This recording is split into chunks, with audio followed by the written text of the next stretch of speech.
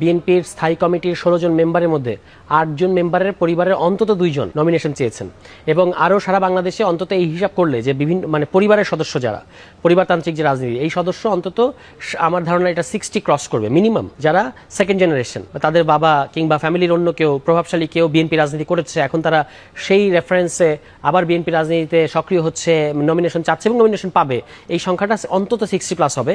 যখন তারা নমিনেশন দিবে তখন আপনিও সংখ্যাটা যাচাই করতে পারবেন। আমরা এখানে যদি বলেন যে একটা কি নতুন জিনিস আমরা অফার করতে চাই, যদি একটা কথা বলেন যে কোনটা, সেটা হচ্ছে যে পরিবারতন্ত্রের বিরুদ্ধে আমরা যারা এসেছি, আমি আপনার সামনে দাঁড়িয়ে আছি, আমাদের দলে আরো যারা শীর্ষ নেতৃত্ব যাদেরকে আপনি সামনে ইলেকশনে কম্পিট করতে দেখবেন, তারা কিন্তু কেউ এই পরিবারের লেগেসি ধরে আসে নাই। তারা একটা সংগ্রামের নেতৃত্ব দিয়ে এবং মাঠের মধ্যে থেকে একেবারে বাংলাদেশের সাধারণ ঘরের ছেলেমেয়েরা তারা আসলে এই রাজনীতিতে এসেছে। আমাদের যদি বলেন রাষ্ট্র সংস্কার আমরা বলেছি কিংবা আরো যে সকল কথা আমরা বলেছি বাংলাদেশের রাজনীতিতে নতুন বন্দোবস্ত, এর প্রধান কথাটা হচ্ছে যে সাধারণ ঘরের ছেলেমেয়েরা বাংলাদেশের নেতৃত্বে আসবে।